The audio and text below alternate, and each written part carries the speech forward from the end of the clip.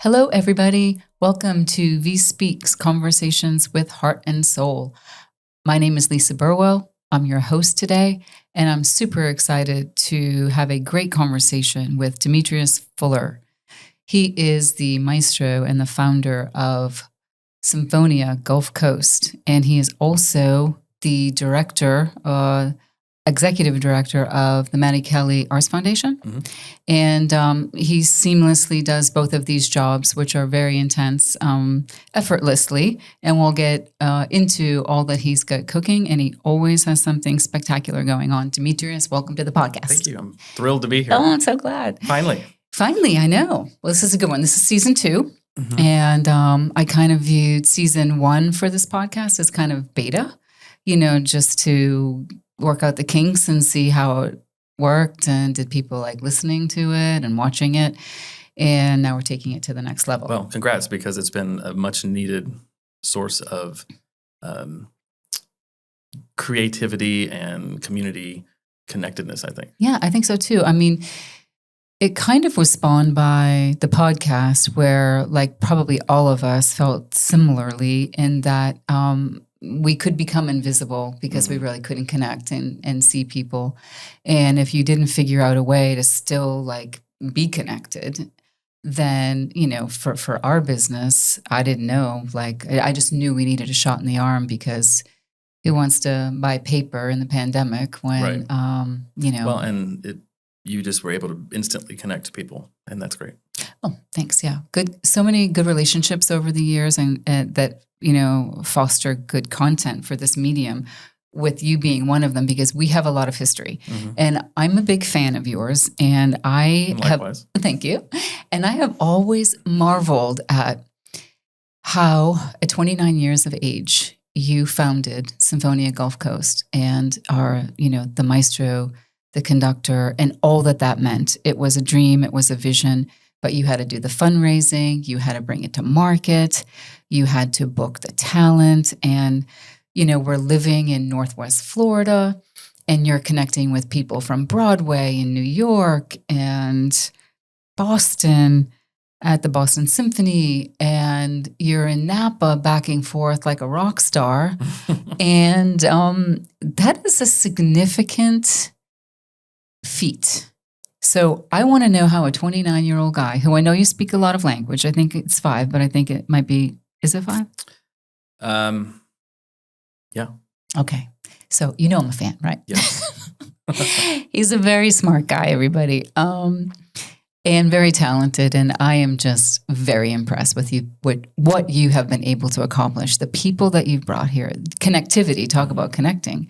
You were able to bring so much enrichment to our culture and entertainment here that none of us would have been able.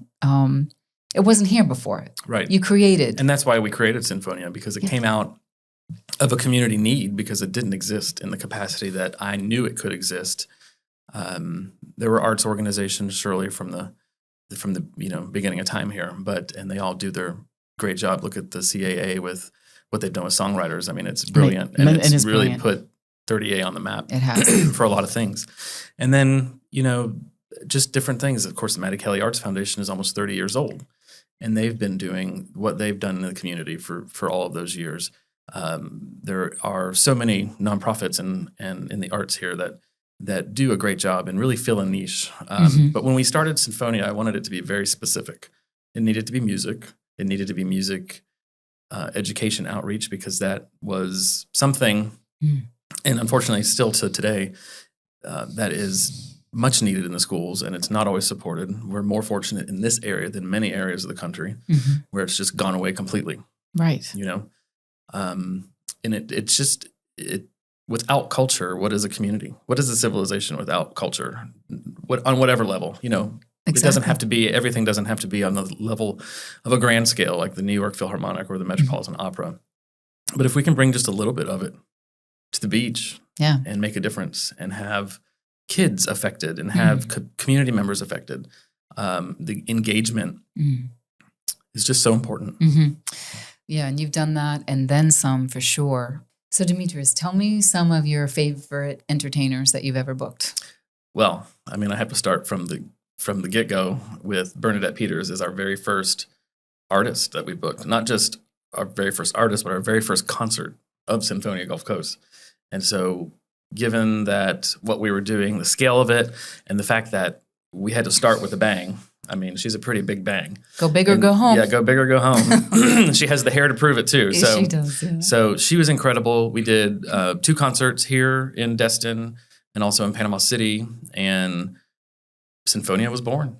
And some of the other artists that we were able to get have just been mind-blowing to me in terms of being able to secure them and bring them here. Mm-hmm. Roberta Flack Mm-hmm. and Kristin Chenoweth, pattilupone.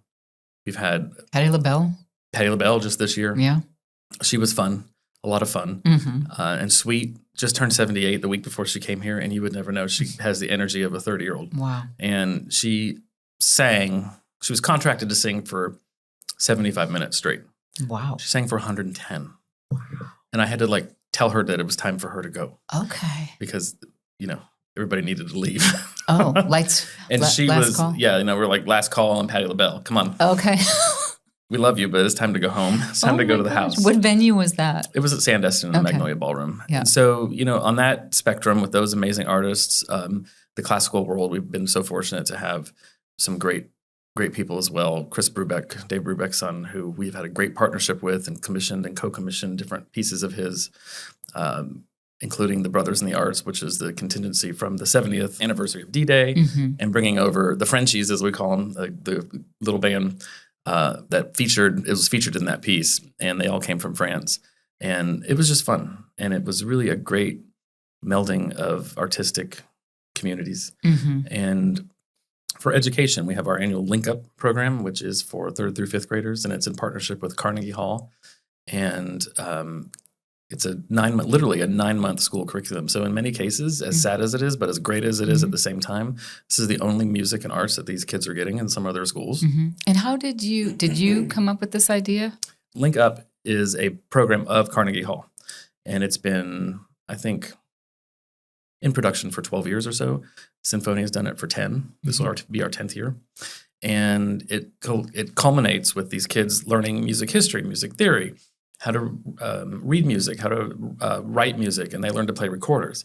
And so it culminates with them coming to perform live on their recorder with Sinfonia Gulf Coast, which, if you've ever heard 2,000 recorders playing at the same time, it's literally a sound only a mother can love. Okay, yeah. And it's just been a really great experience to impact all of these kids each year. Tonight, we have rehearsal for our Paint the Music program, which is in partnership with Maddie Kelly, even before I was fortunate to take over Maddie Kelly Arts Foundation. And it's a music and art melding. So kids get these excerpts of music that they visually interpret onto paper. So it's great to see what they think music sounds like on paper. And then they come to the concert and hear those excerpts live with the orchestra. This year we're doing something different. It's called Beethoven Lives Upstairs. Yeah. And it's a theater group that does this musical theater take on the life of Beethoven. And it has 30 excerpts of his music, and the kids will get to hear that. Wow. That's amazing. Yeah, I know that you do so much good for the arts and the kids. That doesn't seem as, I know you market it and everything, but it's always good to keep telling that story, because then, wasn't it a couple years ago, you had also given equipment? You've given instruments. We were fortunate to receive the Impact 100 grant. Yeah. And I think it was a little over $100,000. And we gave each of the middle schools in Okaloosa and Walton County new instruments. They sent us their wish lists, and we were able to grant as many as we could per school. And they'll see those in use for many years to come. Right. I went to Bruner Middle School in Fort Walton Beach, and I know for a fact that they're still using instruments from when I was in school there, which were at that point hand-me-downs from some of the high schools. And so these instruments have to have a shelf life of 50 years. Wow. They don't. Yeah. But they're making them work. Right. And so we thought it was important to be able to give back and help out with that. And also that came with symphony musicians going into schools and teaching all these kids how to play the instruments, how to take care of them. And it was fun, just fun. tremendous good works and pouring back into the community, the same community that you came up in. When you were coming up in the educational system, you're obviously very well accomplished, very smart, know what you're doing, musically inclined. Did you have a good educational system experience? We did. I mean, Okay. and I think to this day, Okaloosa County and Walton County have some of the best public schools, period. I started music late, actually.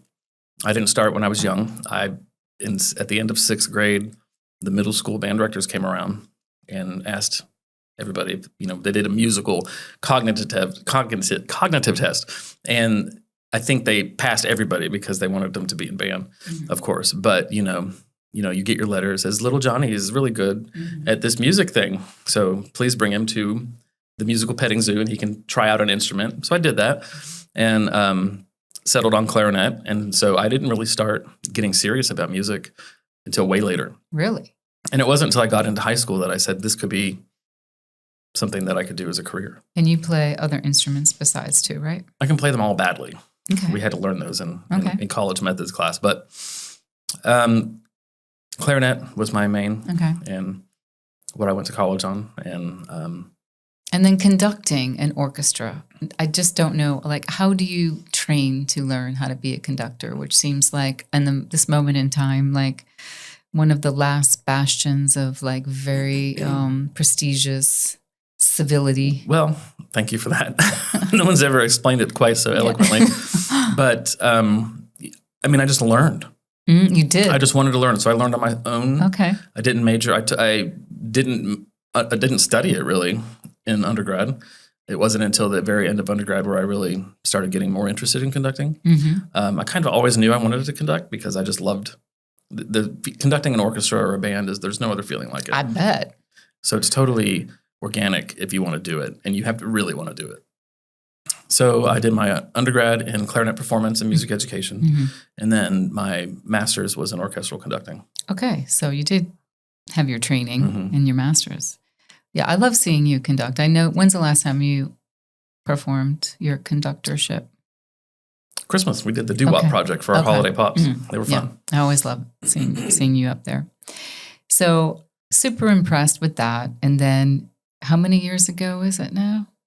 Sinfonia is... This is our 17th season. 17th season, which is, and you're still at it and still doing it and all the places that you've gone.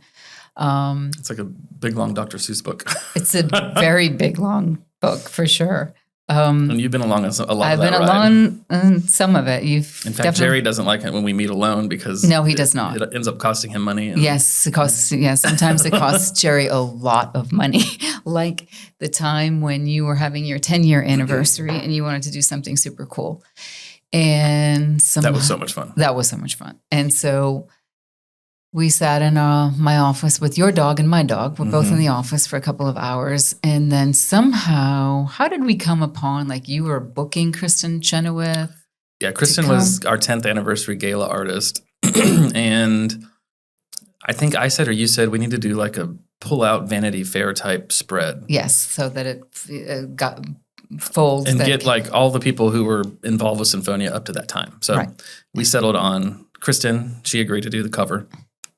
You reached out to Christian Siriano, and he provided the gowns for all the ladies. And then Morgan James, Jamie Bernstein, Leonard Bernstein's daughter, which very was cool, awesome. Kate from our orchestra, our violinist from the orchestra, and Julia Bullock, who is at that point was a rising singer, young singer. Now she's a megastar, all over the place. She's one of the artist partners with the San Francisco Symphony now. Just had a baby. Wow, I didn't know. Lives in Berlin with her husband. And we did that. Chris Brubeck too. He and I were the token dudes on the cover. Yes, and so for the listeners there, that was our photo shoot. Was an all-day photo shoot at the United Palace Theatre in Harlem. Way up there. There, and beautiful theater. Your beautiful theater, and your friend was somehow the conductor. Eric. My friend Eric Ochsner was on the board. I don't know if he's still on the board, but he was on the board of the theater. Yeah. And it was an old movie theater. And that's where they showed all the black and white films and it was very old Hollywood. Very glamorous, very Art Deco. Yeah. Perfect for this crazy shoot that And we filmed it, and then we did this massive photo shoot with Carlo Pieroni. who is an artist in his own right. He for sure. is an artist in his own right, and he made everybody just look amazing, and it was so fun. It was very hard to do that, but we did. But we did pull it off. And since then, Jerry has not let us have meetings by herself. That's probably true. And then Kristin came down, the magazine was coming off the press when Kristin showed up, and we were able to bring it that night. And then she performed, and it was just some full circle, wonderful experience, once in a lifetime experience. And for sure. And she was so lovely. She was. So easy to work with. To this day, she was probably not of that caliber, but the easiest artist we've ever worked with on any level. From our young beginners who are fresh out of college, who we try to give, exposure to the top of the top. I mean, she was just easy. Delightful. She just needed her Diet Coke from Whataburger.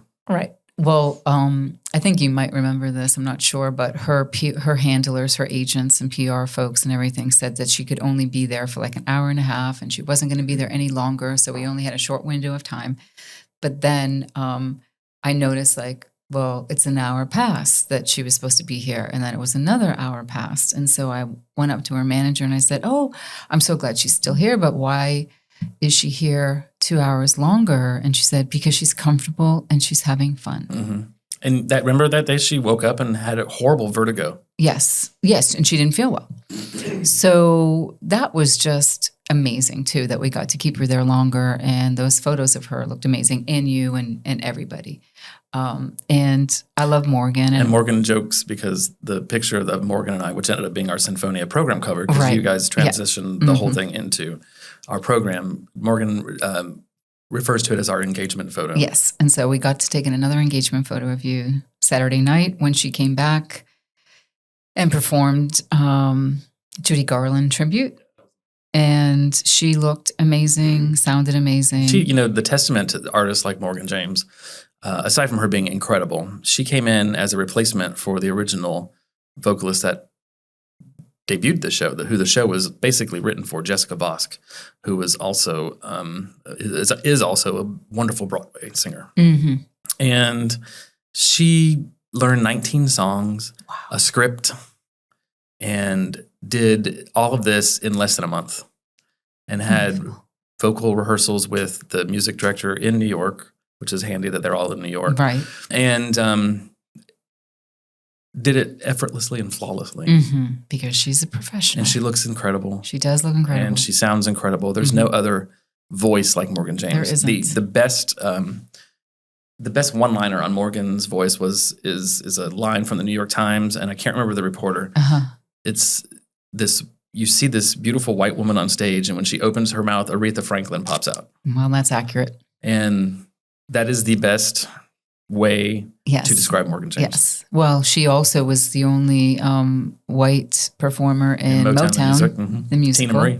Tina Marie, yeah. And she did a great job with that. And she had good chops to hold her own with that group of people that were pretty fierce. And that's where she met Berry Gordy, and he became her mentor. Right. And that's where the Epic Records deal came from. Right. And to this day, they're still very good friends, very close, and speak on a regular basis. So how cool is it to have Berry Gordy as your mentor? Pretty cool. And then I wanted to go. We were up in New York, and then you called Morgan, and Jerry and I got tickets to go in there, and we got to see her. And I'm like, I just it's crazy with this interview, this conversation that we're having too. I just want to get a little bit more out about how your tentacles, spread far and wide. About 12 years ago, you told me, "Oh, I'm going to be doing this thing at the Boston Symphony." We happened to be up there visiting my parents, and I said, "Can I come?" You got us tickets to go into that, and that was amazing. That was fun. That was with the group Time for Three, and they were performing Chris Brubeck's piece with the orchestra. Chris was there.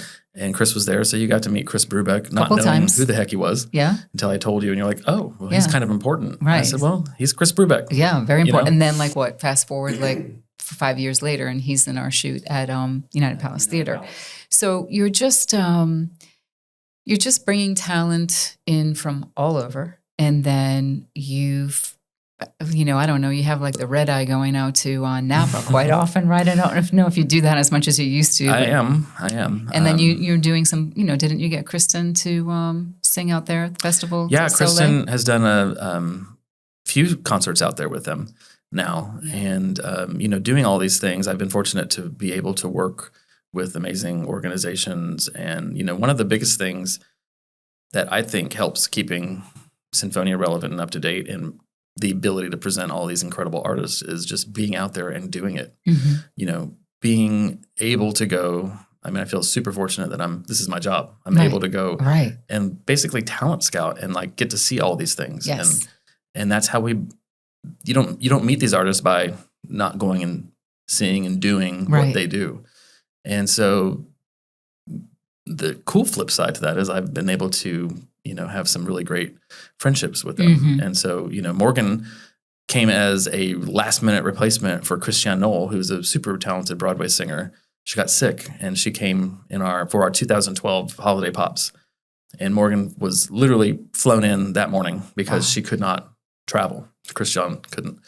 And so that's how Morgan and I met. Wow. And the rest is history. Why haven't I heard of you? And it turned out that I did. Mm-hmm. I knew who she was, but I didn't know who she was because when I went and saw the Addams Family on Broadway she starred opposite Nathan Lane and Bebe Neuwirth. She was Wednesday. Mm-hmm. She was Wednesday? Yeah. I did not know that. Yeah. Wow. And so how long was that run?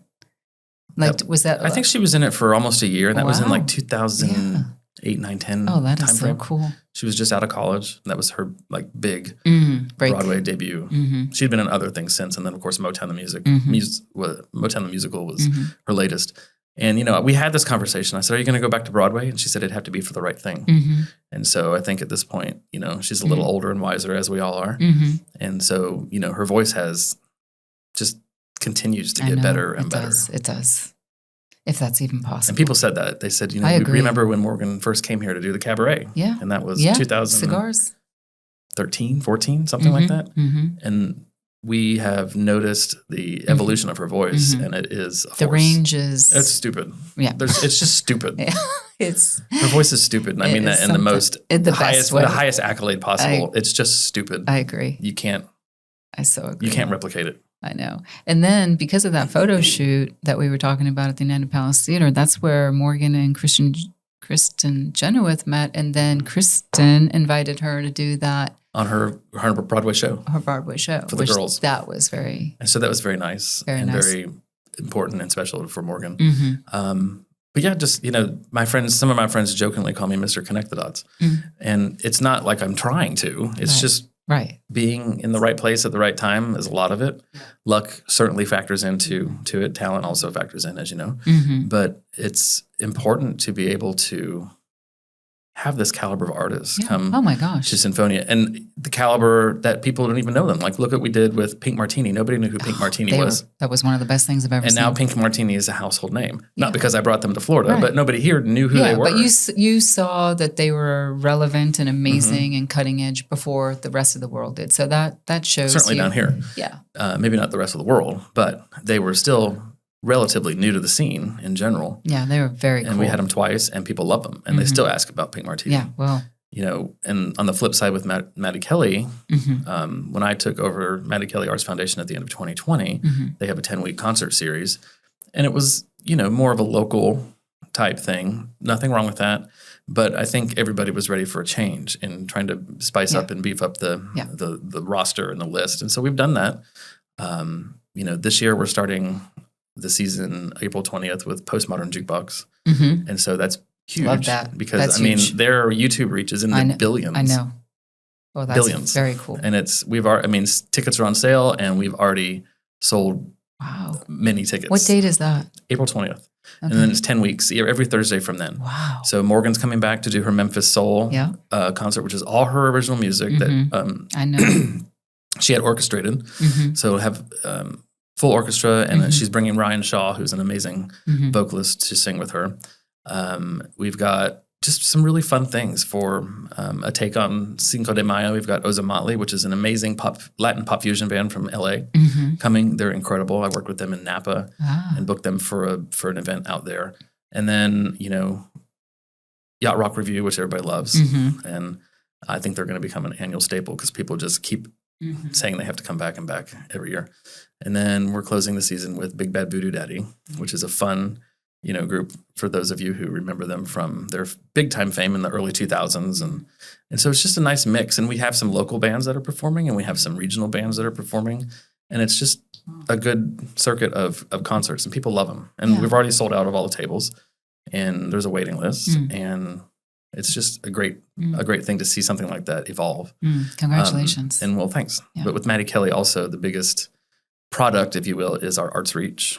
And that is bringing all the arts into the schools, into the communities. And one of our biggest programs that people don't even know about, I didn't even know really about it until I took over, is called Warrior Arts. And it's working with all the vet centers in the 3-county area, Bay County, Walton County, Okaloosa County. And it serves through the arts, through art therapies, and creating art, PTSD, veterans, active duty, their spouses. There's a special program for spouses in particular, especially those who may have had some abuse or some other issues or PTSD as a result from them serving or their spouse serving. And so that's a hugely important area. Education isn't just in the classroom. Education is everywhere. Right. And the outreach opportunities are so super important to the whole community. Yeah. Wow. So with all that, which is, incredibly impressive and you're really giving back, what haven't you done that you want to do? Oh, lots of things. Like Huge what? list. Okay. I mean, in terms of like what?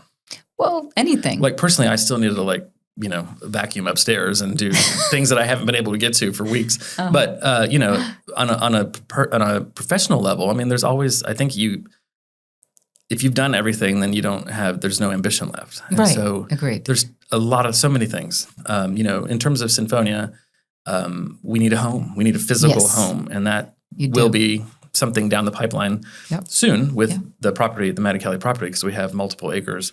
That Maddie's dream was to build an art center and to build a proper amphitheater and to build an art gallery and to have all this for the community. And so that's the next direction. So that'll be sort of my third full-time job. Right. Doing that with, lapsing into the capital campaign and creating this, bringing her vision to life, basically. It's time. It's exciting. And it's exciting. And it is time. And so that's the biggest thing for Sinfonia. Sinfonia needs a home to match its already incredible artistic caliber. Continuing to expand both organizations. The reason I can do both of these things, because everybody, even like everybody asks, how are you running 2 organizations? Well, I have an amazing staff at both. And so that is really the only way that happens. You do. And so, Deb Nisley has been with Maddie Kelly since 1998. Yeah. Or 1999. Yeah. And so, we have great staff there. Melanie, our education director, is super qualified in so many arenas. She created the Warrior Arts program. She's a teacher herself, so she knows what it takes to delve into that whole realm. Yeah. And then Beth Clavier, our director of events for Sinfonia, who's also doing production work now for Maddie Kelly. So I'm getting the best of both worlds by having her involved. She was with Universal Studios for 15 years in production and management. So you can't just find somebody off the street like that. Right. That's amazing. Yeah, it's kind of like the economies of scale or like you're able to like meld it all together. And that's like really kind of a no-brainer. It was a great, I think it was a great segue for you and for them. What happened over bourbon? Oh, well, that's the best. So several of their board members were doing a search to replace Marcia Hall, who'd been their CEO for 23 years. And they started Happy Hour and said, we need someone like Demetrius who can run this and it's amazing and do this. But where are we going to find this? And I think after the third round, one of them just said, we need Demetrius. And when they asked me, I was like, you're crazy. I was like, what are you coming to me? What are you talking about? I literally said, were you drinking when you discussed this? And they said, absolutely. And so the more I thought about it, I'm like, why not? This kind of makes sense. It does. I remember you said, oh, let's go to lunch. I have something to tell you. It's really big. And then we never had lunch. And then I see some announcement 2 weeks later that you're assuming this other job too. I go, oh, that must be what he wanted was to lunch. talk to me about. That was lunch. Oh my gosh. Well, But now when I ask you to lunch and you can't go, you say, but if there's anything important, just tell me now. yeah, right.